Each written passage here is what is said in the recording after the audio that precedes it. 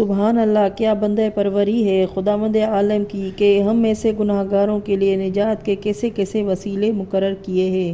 اگر بندہ ذرا بھی اس کی جانب رجوع ہوتا ہے تو وہ معبود حقیقی جس کا نام ستار العیوب جل جلالہ ہے اس کے گناہوں سے درگزر فرماتا ہے۔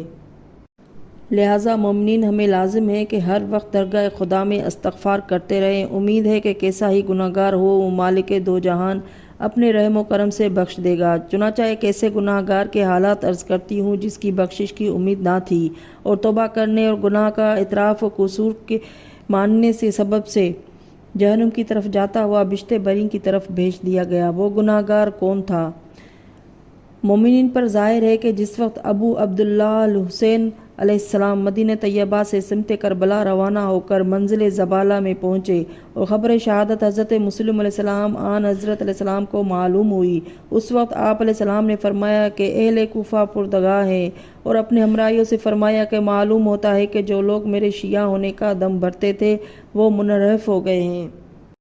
اب تم لوگ جہاں جاؤ چلے جاؤ۔ شیخ مفید رحمۃ اللہ علیہ تحریر فرماتے ہیں کہ بہت سے ہمراہی اس مظلوم علیہ السلام کے جو محض بغرض حصول دنیا آئے تھے چلے گئے، صرف چند اصحاب باوفا جن کا نام محضر شہادت میں درج تھا آپ علیہ السلام کے ہمراہ رہ گئے۔ ادھر ابن زیاد لعنتی بدنہاد کو معلوم ہوا کہ امام حسین علیہ السلام عازم کوفہ ہے تو اس نے 1000 سوار حر کے ہمراہ روانہ کر کے تاکید کی کہ حسین علیہ السلام کو گھیر کر ایسے جنگل میں لے جا کے جہاں پر سایہ درخت کا نہ ملے اور مجھے خبر دے۔ حر کا اس سے زیادہ کیا گناہ ہوگا کہ مظلوم کربلا کو گھیر کر لے جانے کا باعث ہوئے، مگر انجام توبہ کر کے جناب امام حسین علیہ السلام کی مدد کرنے کے سبب سے جو کچھ ہوا مومنین پر ظاہر ہے۔ جناب امام حسین علیہ السلام جس وقت اس مقام پر پہنچے جسے کربلا کہتے ہیں، رتبہ پہ اپنے فخر کیا عرض پاک نے، گھوڑے کے پاؤں تھام لیے وہاں کی خاک نے۔ دریافت سے جب معلوم ہوا کہ یہ زمین نینوا ہے تو ہمراہیوں سے ارشاد فرمایا۔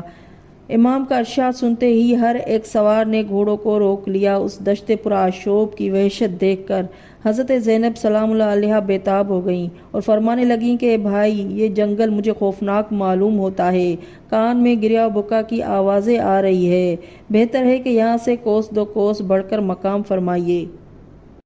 یہ ماجرا اکثر مورخین نے دوسری محرم کا لکھا ہے اور تیسری تاریخ سے فوج یزید پلیت کا آنا شروع ہوا، یہاں تک کہ تاریخ ہفتم سے فوج یزید پلیت نے دریائے فرات پر پیرے بٹھا دیے۔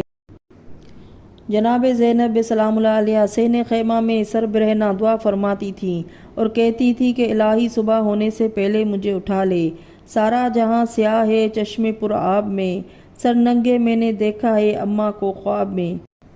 حضرت زینب علیہ السلام نے یہ خواب ملاحظہ فرمایا۔ اس طرف حضرت حر علیہ السلام نے دیکھا کہ میں اپنے گھوڑے پر سوار ہو کر ایک صحرائے ناپائیدار میں گیا ہوں۔ جس وقت وہاں پہنچا تو ایک نیل میرے گھوڑے کا گر گیا، میں وہاں بہت ہراساں ہوا۔ اس وقت ایک شخص پارسا نے ایک سمت جانے کو اشارہ کیا۔ جب میں اس سمت گیا تو مشاہدہ کیا کہ ایک خیمہ سیاہ استادہ ہے، ایک عورت بالباس سے سیاہ میرے قریب آئی اور کہا کہ اے حر خوشا نصیب تیرے کہ تجھ کو جناب فاطمۃ الزہرا سلام اللہ علیہ نے یاد فرمایا ہے۔ میں فوراً اس کے ساتھ در خیمہ پر پہنچا اور بی بی اندر گئی۔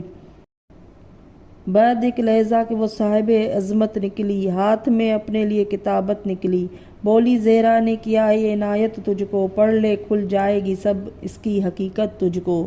اس میں لکھا تھا کہ ہم نے دیا جنت تجھ کو، حر ہے دکھلائیں گے دوزخ کی نہ صورت تجھ کو۔ یہ خواب حر نے دیکھا، وہ اسی شش و پنج میں کروٹیں بدلتا تھا اور اپنے دل میں سوچ سوچ کر رہ جاتا تھا کہ عجیب حیز و بیز کے عالم میں پڑا ہوا تھا۔ اس طرف خیمے میں حر کا یہ حال تھا، ادھر فوج اعداء کا ہر سپاہی اس کوشش میں تھا کہ کوئی پیاسا لشکر حسین علیہ السلام کا دریا پہ نہ آنے پائے۔ حضرت حر علیہ السلام ان بدشعاروں کے اس انہماک کو دیکھ کر دل میں کہتے تھے کہ کاش حسین کو گھیر کر میں نہ لاتا۔ اسی اثنا میں برادر حر نے بھائی کا یہ حال دیکھ کر عرض کی کہ برادر بزرگوار صبح میدان کارزار گرم ہوگا، آج آپ نے کچھ آرام نہیں کیا، اس کا کیا باعث ہے؟ حضرت حور علیہ السلام نے فرمایا کہ نیند آنے کا کون سا محل ہے؟ اہل بیت علیہ السلام نبی صلی اللہ علیہ وآلہ وسلم میں بھوک و پیاس کی شدت کے سبب تلاطم برپا ہے، کیونکہ مجھے تردد و تشویش نہ ہو۔ جب پانی کا شور سنتا ہوں غم کھاتا ہوں، باغ پکڑنا یاد کر کے شرماتا ہوں، اپنی نادانی پر پچھتاتا ہوں، مجھے یقین نہ تھا کہ بعوض دعوت کی عداوت ہوگی۔ عرض کی بھائی نے پھر آپ کو کیا ہے منظور؟ حور نے فرمایا کہ مرنا شہ والا کے ہے حضور۔ سن کے یہ بھائی نے کہا بسم اللہ، ہم بھی ہمراہ ہیں، گر آپ کو سوجی ہے یہ رہا۔ اٹھ کے بولا یہ پسر، اے پدر عالی جان، ایسا مرنا تو حیات ابدی ہے واللہ۔ امو عباس دلاور پہ فدا ہوئیں گے، ہم جناب علی اکبر پہ فدا ہوئیں گے۔ جس وقت حضرت حور اور ان کے بھائی اور بیٹے میں یہ باتیں ہو رہی تھیں، غلام نے سوچا کہ رائے ضلالت میں فرقہ ناجاز کے ہمراہ کیوں رہ جاؤں؟ جوڑ کر ہاتھ کیا خادم میں، حور نے یہ کلام، صدقہ ہوئے گا غلام شہ والا پہ غلام۔ الغرض تمام رات ان چاروں پنجتنی میں یہی مذکور رہا، نہ کوئی سویا، نہ کھایا، نہ پیا۔ ناگہاں اسی ذکر میں آثار سحر نمودار ہوئے۔ حضرت امام حسین علیہ السلام نے اس قلیل لشکر کو آراستہ کیا، لشکر خدا کا علمدار حضرت عباس کو مقرر فرمایا، میمنہ کا سردار پسرا نے حضرت مسلم کو مقرر فرمایا اور میسرہ حبیب بن مظاہر کو عنایت فرمایا۔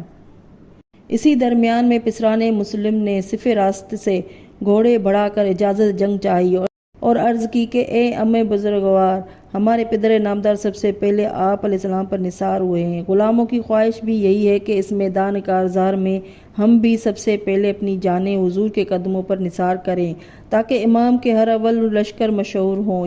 اے نوردیدگان، یہ عہدہ ہر اول باقی نہیں رہا، اس عہدے پر میری مادر گرامی فاطمہ زہرا سلام اللہ علیہا اور پدر بزرگوار علی المرتضیٰ نے ایک شخص کو مقرر فرما دیا ہے جو عنقریب داخل لشکر ہونے والا ہے۔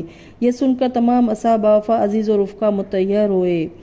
چلایا حور یہ پیٹ کے زانوں کے ہے غضب، ظلم اے امیر روح رسالت پناہ پر، کرتا ہے خون سبتے نبی کس گناہ پر، تیروں کا رخ جدھر ہے نبی کا ہے یہ پسر، جس کو ہدف بنایا ہے زہرا کا ہے یہ جگر، بجلی گرے نہ تجھ پہ کہیں کوہرے حق سے ڈر، ہٹ جاؤں میں تو پیاسے سے لڑنا ابھی ٹھہر۔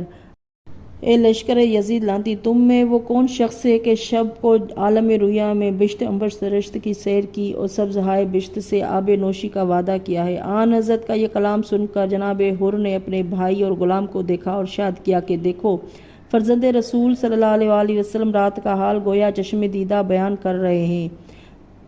جس وقت حضرت حور علیہ السلام لشکر ناری سے نکل کر دریائے نور کی طرف روانہ ہوئے، حور کا لشکر سے نکلنا تھا کہ چلنے لگے تیر، اختلاطم ہوا اس طرح بڑی فوج کثیر، نہ رکے پر کہیں شیدائے جناب شبیر، گر پڑا وہ جسے چمکا کے دکھائی شمشیر، ہاتھ آئے نہ شیروں کے سوئے خیر گئے، دم میں فولاد کے دریا کو جری پیر گئے۔ جس وقت امام حسین علیہ السلام حور کو ماں اس کے بھائی اور بیٹے غلام کے آتے ہوئے ملاحظہ فرمایا، حضرت عباس سے ارشاد فرمایا کہ بھائی جلد آگے بڑھو، ایسا نہ ہو کہ میرا مہمان راستے میں مجروح ہو۔ جناب امام حسین علیہ السلام نے آگے بڑھ کر حضرت حور کو چھاتی سے لگایا اور حور کے بیٹے کو حضرت علی اکبر نے گلے سے لپٹا لیا۔ اس وقت حور نے قدوم میمنت العظم پر شاہ کے سر جھکا دیا، بیٹے نے نالی نے حضرت علی اکبر پر بوسہ دیا۔ جناب امام حسین علیہ السلام نے دعا فرمائی کہ پالنے والے اس کے گناہ بخش دے، قابل نارے جہنم میں گل شاداب نہیں، حور ہے یہ آگ میں جلنے کی سے تاب نہیں۔ حضرت حور رخصت کی اجازت لے رہے تھے کہ حضرت زینب سلام اللہ علیہا نے فضا کو بھیج کر خیمے کے قریب بلایا اور فرمایا کہ اے حور، رحمت خدا ہو تجھ پر کہ تو نے میرے بھائی کی پاسداری کی، تو ہمارا مہمان ہے۔ حور نے گزارش کی کہ فضا، میری شہزادی کی خدمت میں میری جانب سے عرض کر دو کہ میں نے آپ علیہ السلام کی جناب سے ایمان پایا، اعزاز پایا۔ الغرض جب حور کا اصرار حد سے زیادہ ہوا، ناچار سید ابرار نے اجازت میدان عطا فرمائی۔ بعد حصول اذن پیکار حور نامدار گھوڑے پر سوار ہوئے، آپ کے ہمراہ آپ کے بھائی، بیٹا اور غلام بھی ساتھ تھے۔ تینوں جرار برائے پیکار بڑھے اور بہت سے اشقیاء کو شمشیر آبدار فی النار کیا۔ یہ لڑائی دیکھ کر حضرت عباس علی اکبر تحسین آفرین فرماتے تھے، حضرت حور اپنے غلام سے آفرین کہتے تھے۔ جناب امام حسین علیہ السلام نے چند قدم بڑھ کر فرمایا کہ اے میرے مہمان، وفاداری کا خوب حق ادا کیا، لیکن برائے خدا ضبط نہ کر، لاش پسر پر رو کر بخار دل نکال لے۔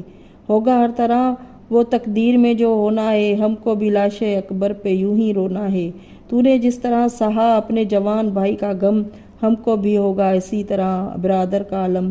عرض کی حر دلاور نے، یہ بادیدہ نم حق و سعادت نہ دکھائے مجھے یہ شاہ امم، صدقے ہو جاؤں میں اس میں سے سعادت میری، اب دعا کیجیے کہ ہو جلد شہادت میری۔